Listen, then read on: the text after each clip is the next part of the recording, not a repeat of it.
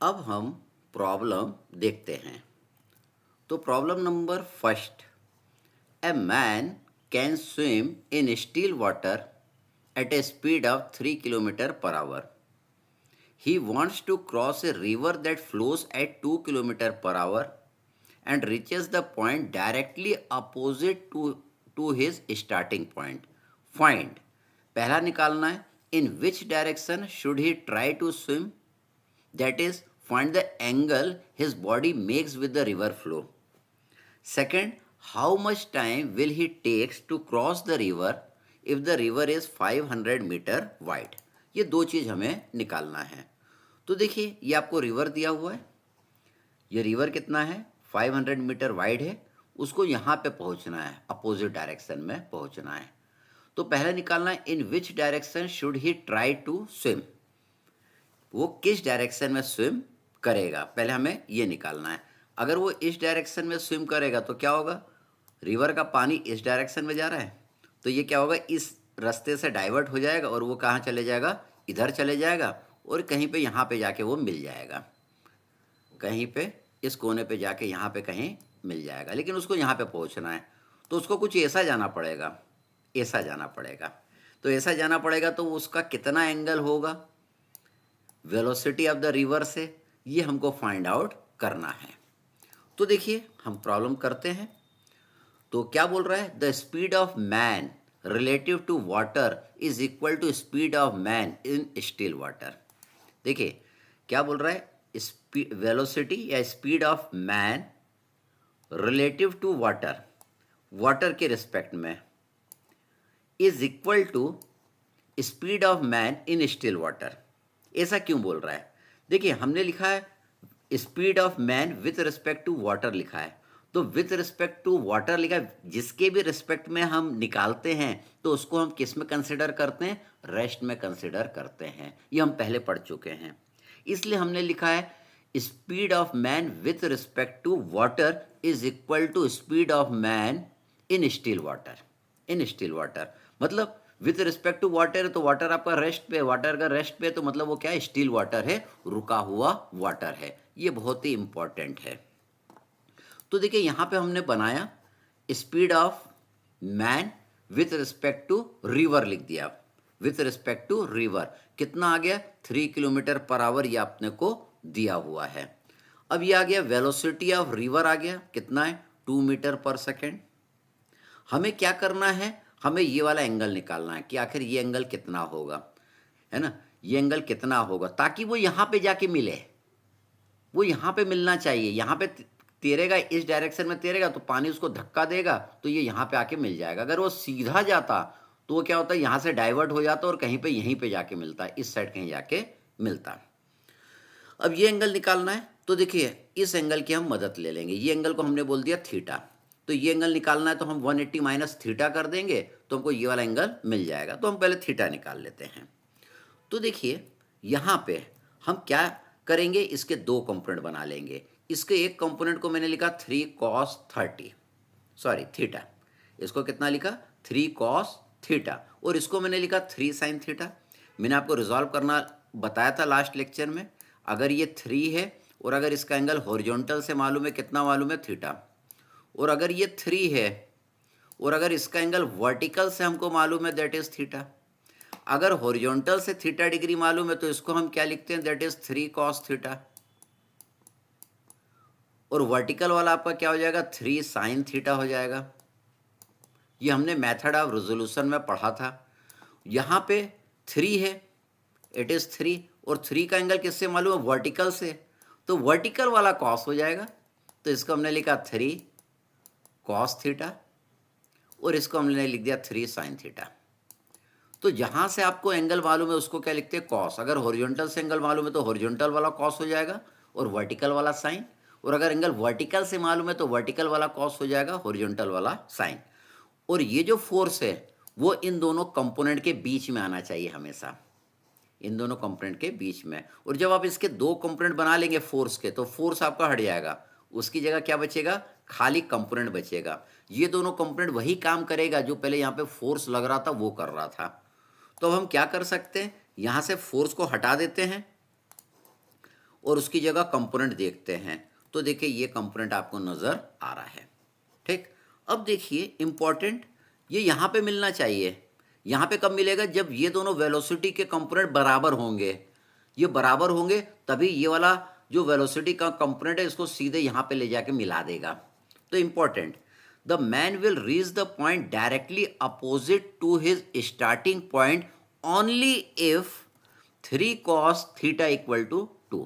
3 cos theta जब 2 के बराबर हो जाएगा तो पानी आपका स्टिल बन जाएगा, रुक जाएगा पानी आपका रुक जाएगा। तभी ये क्या होगा, सीधे ये वाला कंपोनेंट ले जाके क्या करेगा, ऊपर ले जाके बी पे मिला देगा। पानी की वेलोसिटी 3, ये 2 मीटर पर सेकेंड इस साइड है, और 3 cos थीटा उतना ही आना चाहिए जितना ये है, तभी पानी क्या होगा, स्टिल हो जाएगा, रुक जाएगा। तो इससे हम थीटा निकाल लेंगे। थीटा कैसे निकालेंगे? cos थीटा इक्वल टू 2/3, तो theta equal to cos inverse 2/3 कर देंगे तो थीटा आ जाएगा 48.18 डिग्री। हमें क्या निकालना है? In which direction should he try to swim, that is find the angle his body makes with the river flow. तो देखिए ये हमारा केस ये था, हमने ये वाला थीटा निकाल लिया, लेकिन हमें तो ये वाला थीटा निकालना है। तो ये थीटा कैसे निकलेगा? 180 माइनस थीटा करेंगे। तो देखिए 180 माइनस थीटा कर दिया, तो थीटा यहाँ पे मैंने लिख दिया, थीटा की वैल्यू पुट कर दी, तो थीटा आपका आ गया 131.82 डिग्री। सेकंड हमें निकालना है पार्ट बी में, how much time will he takes to cross the river if the river is 500 metre wide. अगर रिवर 500 मीटर वाइड है तो उसे कितना टाइम लगेगा? हम जानते हैं टाइम क्या होता है, distance upon speed. Distance upon speed, distance आपको दिया हुआ है और स्पीड कितना है, 3 sin थीटा है। इस डायरेक्शन में स्पीड कितना है, 3 sin थीटा है। तो डिस्टेंस देखिए आपको किस में दिया है, मीटर में दिया है, और स्पीड आपको किलोमीटर पर आवर में दिया हुआ है। तो आपको डिस्टेंस को भी किलोमीटर में कन्वर्ट करना पड़ेगा। तो देखिए डिस्टेंस किलोमीटर में कितना हो गया, 0.5, और स्पीड कितना, 3 sin थीटा। अब थीटा की वैल्यू हम पुट कर देंगे। ये थीटा आपने कितना निकाला था, 48.18 डिग्री, तो देखिए यहाँ पे साइन 48.13 मैंने पुट कर दिया। इसको सॉल्व कर लेंगे तो you will get the time taken to cross the river. फिर हम अगले प्रॉब्लम पे आते हैं। प्रॉब्लम नंबर 2 क्या बोल रहा है, a man can swim at a speed of 3 kilometre per hour in still water. इन रुके हुए पानी में 3 किलोमीटर पर आवर से वो स्विम करता है। He wants to cross a 500 metre wide river flowing at 2 kilometre per hour. He keeps himself always at an angle of 120 degree with the river flow while swimming. Find the time he takes to cross the river. At what point on the opposite bank will he arrive? हमको ये दो चीज़ निकालना है। तो देखिए ये आपकी river है, ये 500 मीटर चौड़ी है। अब देखिए ये जो आदमी है, हमने इंपॉर्टेंट कंक्लूजन क्या है, the speed of man relative to water. Important क्या है, the speed of man relative to water is equal to speed of man in still water. In still water देखिए ये स्पीड ऑफ मैन है relative to water. Relative to water या relative to river, water की जगह यहाँ पे मैंने क्या लिख दिया है, रिवर लिख दिया है। ठीक है, रिलेटिव टू रिवर। अब जिसके रिलेटिव में हम कोई चीज़ निकालते हैं उसको हम किस में कंसिडर करते हैं, रेस्ट में कंसिडर करते हैं। हम किसके रिलेटिव निकाल रहे हैं, रिलेटिव टू रिवर निकाल रहे हैं। रिवर का फ्लो इस डायरेक्शन में हो रहा है, रिलेटिव टू वाटर या रिलेटिव टू रिवर निकाल रहे हैं। तो रिवर या वाटर को हमको किस में कंसिडर करना पड़ेगा, रेस्ट में। अगर वो रेस्ट में है तो मतलब वो कैसा वाटर है, स्टिल वाटर है। वो कैसा वाटर है, स्टिल वाटर है। इसलिए हम लिख सकते हैं the speed of water the speed of man relative to water is equal to speed of man in still water. अब इसमें पानी की वेलोसिटी आपको दिया हुआ है, रिवर की वेलोसिटी आपको दिया है, दैट इज 2 मीटर पर सेकेंड। अब आपको ये एंगल दिया हुआ है, ये एंगल आपको कितना दिया है, दैट इज 120 डिग्री। हमें क्या निकालना, find the time he takes to cross the river. तो हमको पहले इस डायरेक्शन में वेलोसिटी निकालना पड़ेगा, इस डायरेक्शन में वेलोसिटी निकालना पड़ेगा। तो देखिए ये वाला एंगल हम जानते हैं, ये 120 है, तो ये कितना आएगा, ये 60 डिग्री आएगा। अब इसको हटा देते हैं। अब 3 के 2 कंपोनेंट बन जाएंगे, एक इस डायरेक्शन में बनेगा, दैट इज 3 cos 60। 3 का एक ऊपर बनेगा, दैट इज 3 sin 60। अब इसको भी हम हटा देते हैं, इसको हमने हटा दिया। अब हमें निकालना है टाइम। हम जानते हैं time taken to cross the river क्या होगा, डिस्टेंस अपॉन स्पीड।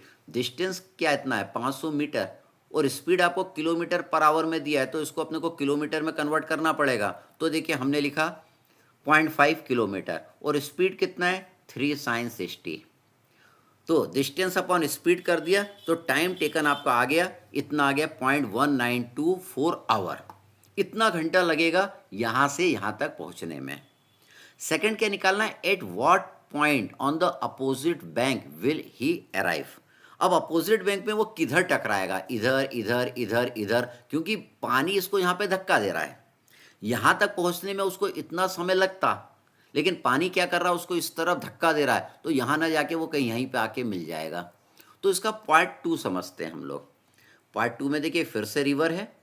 रिवर में ऊपर की ओर वेलोसिटी कितनी लग रही है, 3 sin 60 लग रही है। अब हॉरिजॉन्टल डायरेक्शन में नेट वेलोसिटी कितनी लग रही है, रिवर की वेलोसिटी इस साइड 2 मीटर पर सेकेंड है, और पानी जो आदमी जो तैर रहा है उसकी वेलोसिटी हॉरिजॉन्टल डायरेक्शन में कितनी है, 3 cos 60। इन दोनों को माइनस कर देंगे, ये ज़्यादा है और ये कम है, ज़्यादा में से कम को माइनस कर देंगे तो ये आपका आ जाएगा 0.5 मीटर पर सेकेंड।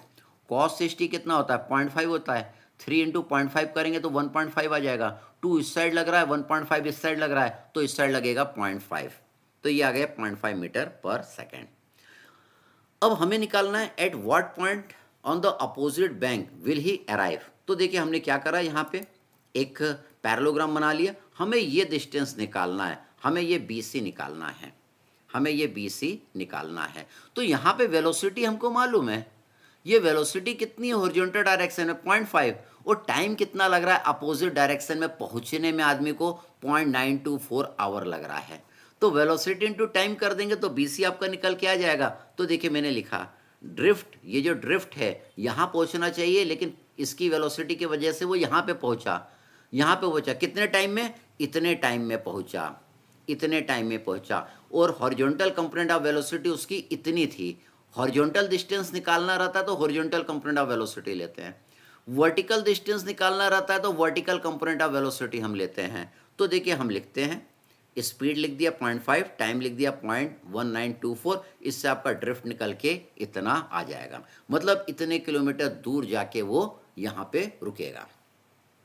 फिर हम आगे बढ़ते हैं, अगला प्रॉब्लम देखते हैं। प्रॉब्लम नंबर 3 क्या बोल रहा है, a man can row a boat with 4 kilometre per hour in still water, या speed of a man relative to water या रिलेटिव टू रिवर, आपको ये दिया हुआ है। If he is crossing a river where the current is 2 kilometre per hour, river की velocity आपको दिया है 2 किलोमीटर पर आवर। ये 4 चीज निकालना है। पहला निकालना है in what direction will his boat be headed if he wants to reach a point on the other bank directly opposite to the starting point. Second निकालना है if the width of the river is 4 kilometre, how long will the man takes to cross the river in shortest time and what is the minimum time, दोनों निकालना है। In what direction should he headed the boat if he wants to cross the river in the shortest and what is the minimum time। Fourth हमको निकालना है how long will it take him to row 2 kilometer up the stream and then back to the starting point। तो देखिए ये आपका figure है, ये A point है, ये B पॉइंट है। अब क्या दिया है इसने, हमको बोल रहा है the speed of boat relative to water is equal to speed of boat in still water. क्या बोल रहा है, speed of boat relative to water, मतलब मान लीजिए velocity of boat relative to water किसके बराबर होगा, speed of boat in still water, वो कितना है 4 किलोमीटर पर आवर। ऐसा क्यों, क्योंकि हम क्या लिख रहे हैं, velocity of boat with respect to water, तो विथ रिस्पेक्ट टू जिसके भी रिस्पेक्ट में निकालते हैं उसको हम किस में कंसिडर करते हैं, रेस्ट में कंसिडर करते हैं, ये हम पहले पढ़ चुके हैं। इसलिए यहाँ पे speed of boat relative to water किसके बराबर आ जाएगा, speed of boat in still water के जितना आ जाएगा। तो देखिए यहाँ पे ये दिया हुआ है velocity of boat with respect to river कितना है 4 किलोमीटर पर आवर। सेकंड, यहाँ पे वेलोसिटी ऑफ रिवर दिया हुआ है that is 2 kilometre per our दिया हुआ है। अब यहाँ पे ये वाला एंगल आपको निकालना है, ये एंगल निकालना है। इस एंगल को हमने क्या मान लिया है, इसको देखिए हमने थीटा मान लिया है। ये निकालना है, इसको थीटा मान लिया है। इसको हटा देते हैं। अब देखिए इसके दो कंपोनेंट बन जाएंगे। 4 का एक कंपोनेंट इधर बन जाएगा 4 कॉस थीटा, 4 का दूसरा ऊपर बन जाएगा 4 साइन थीटा। अब हम इसको हटा देंगे। अब ये सीधे यहाँ पे जाके कब मिल पाएगी, जब ये दोनों कंपोनेंट इसके बराबर रहेंगे। तब आपका आदमी क्या होगा, सीधे इस वेलोसिटी से चलेगा, यहाँ पे सीधे जाके मिल जाएगा।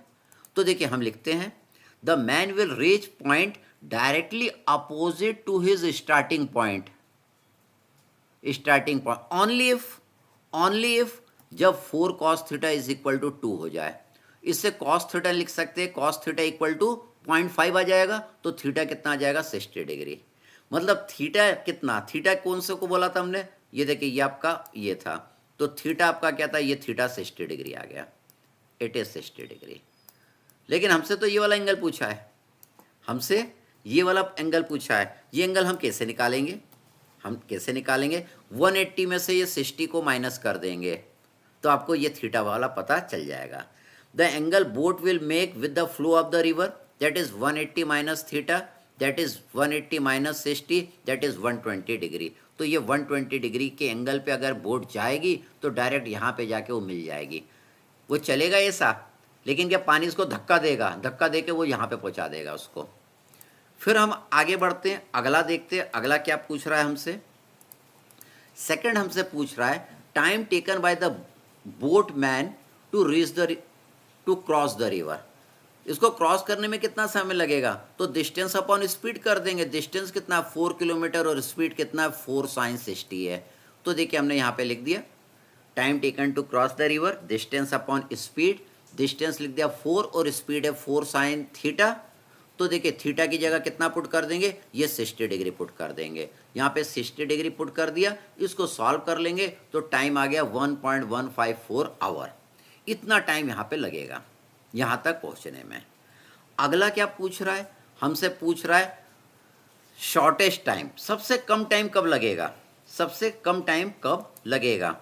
देखिए अभी जब एंगल 60 डिग्री पर ये मूव कर रहा था, जब ये एंगल कितना था 60 डिग्री पे ये मूव कर रहा था, तो टाइम कितना लगा, इतना।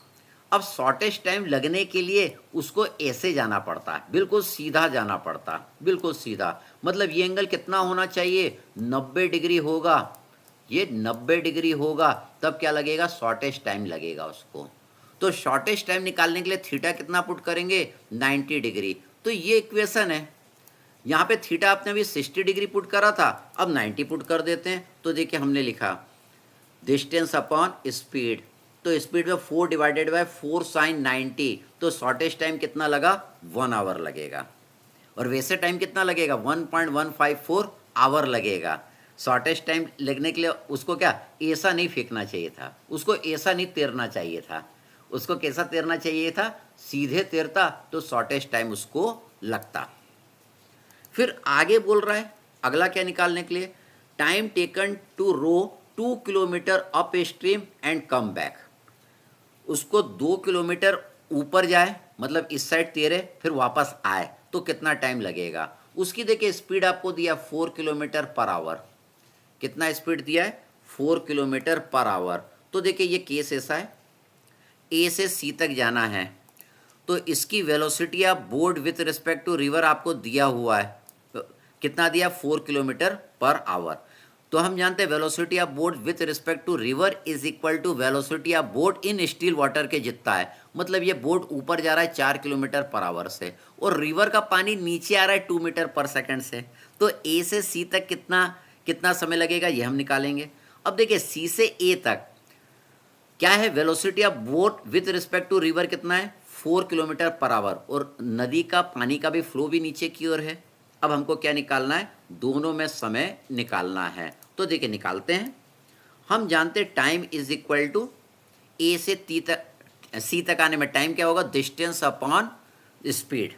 तो देखिए ये ऊपर जब जा रहा है ए से सी तक, तो इसकी नेट स्पीड कितनी हो जाएगी, 4-2 हो जाएगी, 4-2 हो जाएगी। तो टाइम टेकन कितना होगा, 2 डिवाइडेड बाय 4-2, तो 1 आवर लग जाएगा।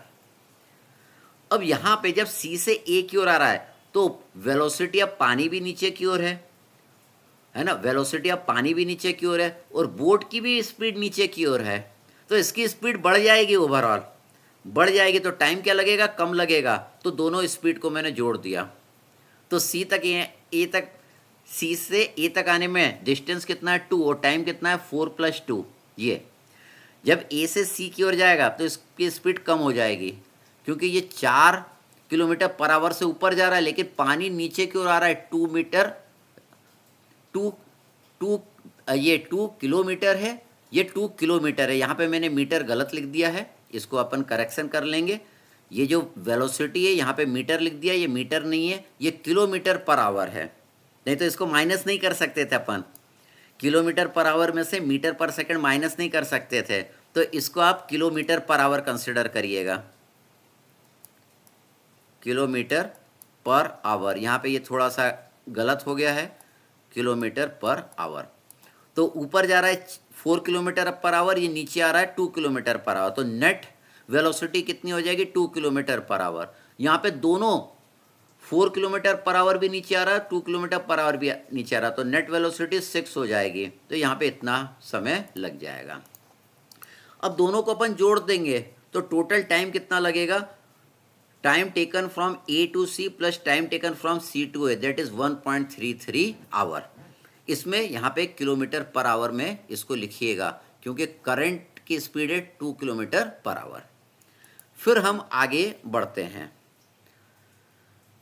अगला प्रॉब्लम क्या बोल रहा है, an aircraft flies at 400 kilometre per hour in still air, a wind of 200√2 kilometre per hour is blowing from south, the pilot wishes to travel from A to point B north east of A, find the direction he must steer and the time of his journey if A B is 1000 kilometre. तो देखिए क्या बोल रहा है, एक यहाँ पे ये ईस्ट वेस्ट नॉर्थ साउथ है, विंड आपकी इस डायरेक्शन में जा रही है, पायलट को कहाँ जाना है, नॉर्थ ईस्ट जाना है, मतलब इस पॉइंट बी पे जाना है, इस बी पे जाना है। तो ये देखिए ये इसका क्या है, वेलोसिटी ऑफ एयरक्राफ्ट, ये आपको दिया हुआ है, ठीक है। ये नॉर्थ ईस्ट में जाना है, मतलब इसका जो एंगल होगा वर्टिकल से ये कितना दिया है, 45 डिग्री। नॉर्थ ईस्ट जाना है तो एंगल ये कितना है, दैट इज 45 डिग्री होगा। अब विंड चल रही है, विंड चल रही है इस डायरेक्शन में, विंड की वेलोसिटी दिया 200√2 किलोमीटर पर आवर, ठीक है, ठीक है। अब क्या होगा, अगर वो ऐसा सीधा सीधा जाता और विंड चलती तो ये इधर नहीं पहुंच पाता, वो इधर कहीं पहुंच जाता, वो ऐसा निकल जाता, वो ऐसा निकल जाता, क्योंकि विंड है ना, विंड उसको धक्का दे देती। अगर विंड नहीं चलती तब तो बिल्कुल सीधा का सीधा जाता और यहाँ पे पहुंच जाता, लेकिन विंड की वजह से वो ऐसा सीधा नहीं जा पाएगा, तो ऐसा सीधा नहीं जा पाएगा। तो वो पूछ रहा है उसको कुछ ऐसा जाना पड़ेगा, इसकी जो रिलेटिव वेलोसिटी आएगी, velocity of aircraft with respect to wind, जो आपको दिया हुआ है, ये दिया हुआ, तो उसको कुछ ऐसा जाना पड़ेगा। तो हमें निकालना है कि ये एंगल कितना आएगा, ये एंगल अल्फा कितना आएगा, या यहाँ से ये एंगल कितना आएगा टोटल, ये हमको निकालना पड़ेगा। यहाँ से ऐसे जाएगा, विंड उसको धक्का देगी, तभी इस गति से यहाँ पे वो पहुँच पाएगा। तो देखिए ये एंगल निकालना है, तो यहाँ पे देखिए हमने ट्रेंगल बना लिया एक, यहाँ पे ट्रेंगल हमने बना लिया। इस ट्रेंगल का ये वाला एंगल निकाल लेंगे और ये वाला एंगल हम निकाल लेंगे। तो देखिए applying the sine law in a triangle A B C, triangle A B C है, तो ये वाला एंगल हम जानते हैं, ये अल्टरनेट इंटीरियर एंगल है, तो ये एंगल आ जाएगा 45 डिग्री। 45 क्यों आया, 45 क्यों आया, मान लीजिए आपको एक लाइन दिया है, दूसरी लाइन ये है, ये आपकी इंटरसेक्टिंग लाइन है, तो ये दोनों एंगल आपके क्या होते हैं, बराबर होते हैं, ये यार अल्टरनेट इंटीरियर एंगल्स होते हैं। यहाँ पे देखिए एक लाइन ये है आपकी और दूसरी लाइन आपकी ये हो गई, ये हो गई, और ये जो लाइन है वो इंटरसेक्टिंग लाइन बन गई, ये इंटरसेक्टिंग लाइन बन गई, तो ये एंगल 45 डिग्री, तो ये भी आपका 45 डिग्री आ जाएगा, ये दोनों अल्टरनेट इंटीरियर एंगल्स हो जाएंगे। अब देखिए ये अल्फ़ा हो गया, ये 45 डिग्री हो गया, तो ये एंगल निकाल सकते हैं। ये एंगल कैसे निकालेंगे आप लोग? That is 180 minus alpha minus 45 कर देंगे। तो देखिए 180 माइनस 45 माइनस अल्फ़ा कर देंगे। ठीक, अब हम साइन लॉ लगा देंगे। साइन लॉ क्या बोलता है? ये वाली side divided by sine of angle between other two side. मतलब अपन क्या लिखेंगे? वी अपॉन इन दोनों साइड के बीच का एंगल, इन दोनों साइड के बीच का एंगल, इन दोनों साइड के बीच का एंगल कितना है? Sine of 180 minus 45 minus alpha. फिर हम क्या लेंगे? ये वाली साइड लेंगे, sine of angle between other two side, इन दोनों के बीच का एंगल जो बची हुई दूसरी साइड है। तो अपन जब ये वाला लेंगे, वी डब्ल्यू लेंगे, 200√2 लेंगे, तो साइन अल्फा लिखेंगे। तीसरा, जब हम ये वाला वेलोसिटी लेंगे, 400 लेंगे, तो साइन ऑफ एंगल इन दोनों के बीच का लेंगे, दैट इज साइन 45 हम लेंगे। ये क्या है? ये साइन लॉ है। तो देखिए मैंने साइन लॉ लगा दिया। जब मैंने वी वाला लिया तो बचे हुए दूसरे दो फोर्स के बीच का एंगल लिया, ये लिया मैंने। ठीक, जब मैंने ये वाला लिया 200√2 ये वाली साइड ली, तो बची हुई दूसरे साइड के बीच का एंगल लिया, साइन अल्फा। जब मैंने 400 वाला लिया अपॉन में, जब 400 वाला लिया तो दूसरे दो साइड के बीच का एंगल ये है, ये वाला एंगल लिया मैंने, दैट इज साइन 45। अब हम क्या करेंगे? इन दोनों को इक्वेट कर देंगे। इन दोनों को इक्वेट करेंगे तो अल्फ़ा की वैल्यू आ जाएगी। फिर इन दोनों को इक्वेट कर देंगे, अल्फ़ा की वैल्यू निकल जाएगी। जब आप इन दोनों को इक्वेट करेंगे, वो अल्फ़ा की वैल्यू यहाँ पे पुट कर दीजिएगा, तो आपकी वी ए की वैल्यू निकल जाएगी। तो देखिए हम इक्वेट करते हैं, पहले हम इक्वेट करते हैं। तो देखिए हमने लिखा 200√2 upon sine alpha equal to 400 divided by sine 45। तो साइन अल्फा ऊपर चले जाएगा, इधर 400 नीचे आ जाएगा और ये ऊपर चले जाएगा। इसको रीअरेंज कर लिया तो ये आ गया। इससे अल्फ़ा निकल के आ जाएगा, दैट इज़ 30 डिग्री। ये अल्फ़ा आपका 30 डिग्री आ जाएगा, ये अल्फ़ा 30। और यहाँ से एंगल कितना आ जाएगा? 45 प्लस 30 आ जाएगा। तो देखिए हमने लिखा the pilot should shear in a direction at an angle of 45 plus alpha, that is 75 degree from north towards east। North से कितना स्टीयर करना है? 75 डिग्री करना है, टूवर्ड्स ईस्ट करना है उसको। तो ये अल्फा निकल के आ गया। उसके बाद क्या होगा? हम इन दोनों को इक्वेट कर देंगे, अल्फा यहाँ पे 75 पुट कर देंगे, तो आपका वी ए निकल के आ जाएगा। वी ए जब आप कैलकुलेट करेंगे तो ये निकल के आ जाएगा। अब हमें एक और चीज़ इसमें निकालना है, हमें निकालना है टाइम ऑफ द जर्नी। ए से बी तक जर्नी में टाइम कितना लगेगा? ए से बी तक का डिस्टेंस आपको दिया, दैट इज़ 1000 किलोमीटर। तो देखिए हम जानते हैं टाइम क्या होगा? डिस्टेंस अपॉन स्पीड होगा। तो वी हम निकाल चुके हैं जब हमने इन दोनों इक्वेशन को इक्वेट करा था। वी और 400 अपॉन साइन 45, ये दोनों इक्वेशन को जब हमने इक्वेट करा था तो वी की वैल्यू इतनी निकल के आ गई थी। तो देखिए हमने यहाँ पे डिस्टेंस पुट करा 1000 डिवाइडेड बाय वी लिखा, तो ये टाइम निकल के आपका आ जाएगा। तो इस तरीके से ये वाला प्रॉब्लम हम करते हैं। Thank you.